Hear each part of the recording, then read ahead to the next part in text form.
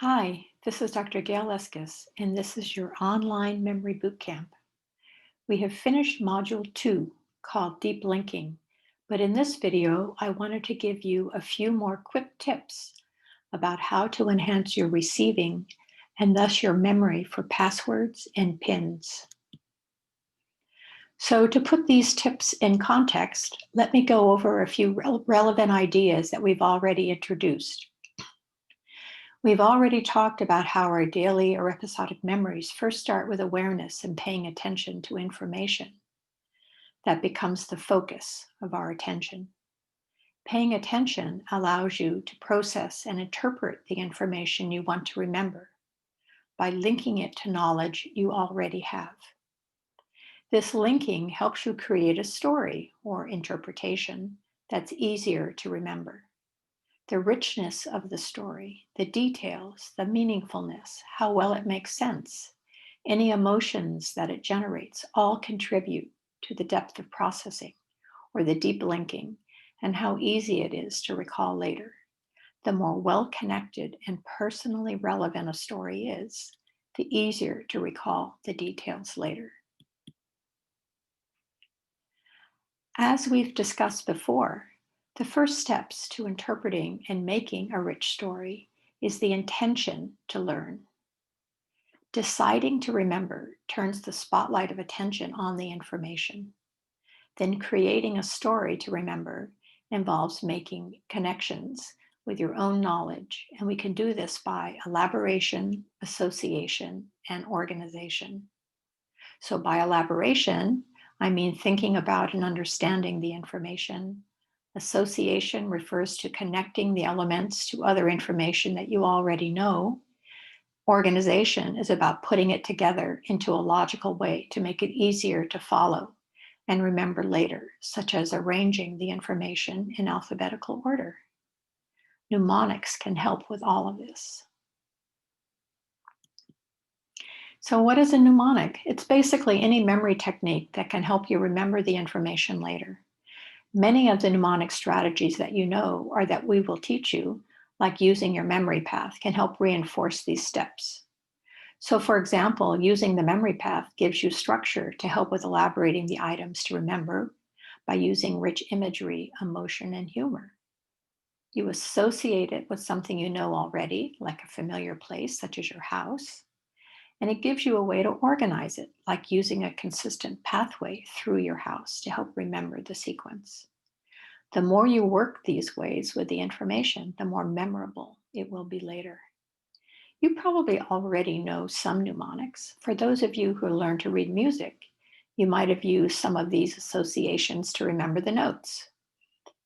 FACE for the spaces in the treble clef,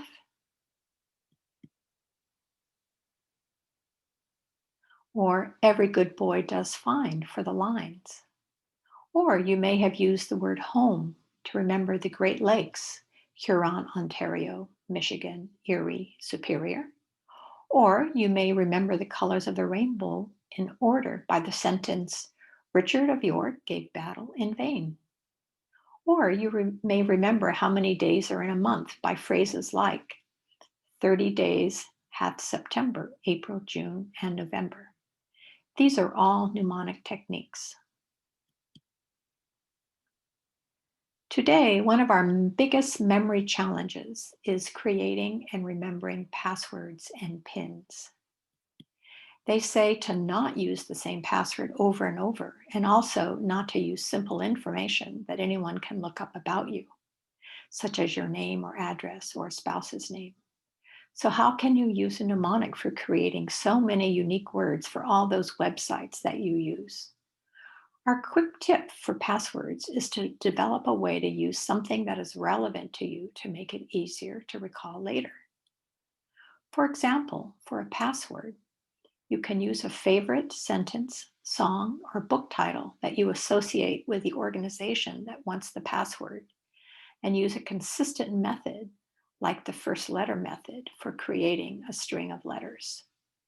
So for a bank password, you could use a favorite Beatles song, Money Can't Buy Me Love.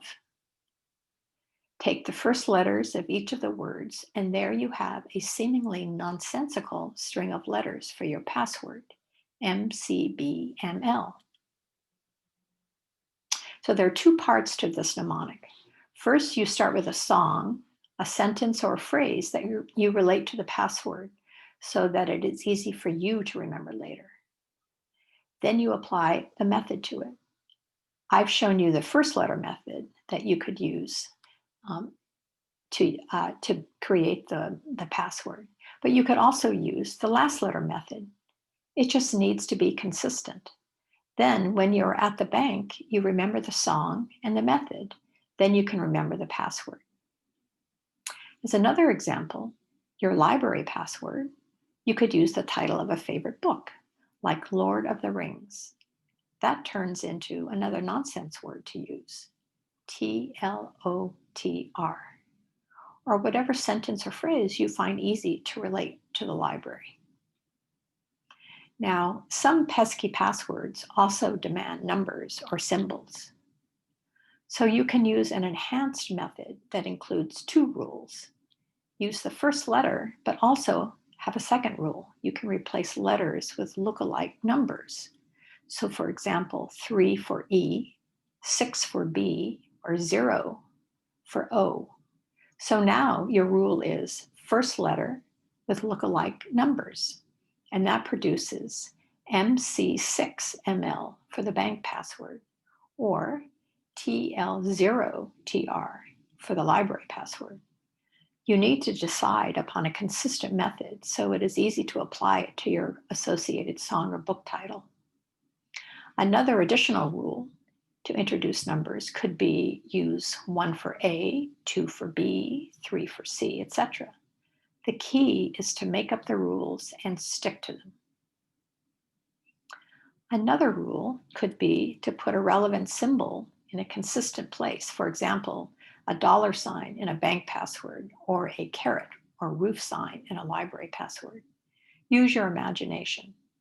But with a few simple and consistent rules, you can turn an easily remembered phrase into a string of letters, numbers, symbols that would be hard to crack, but easy to remember.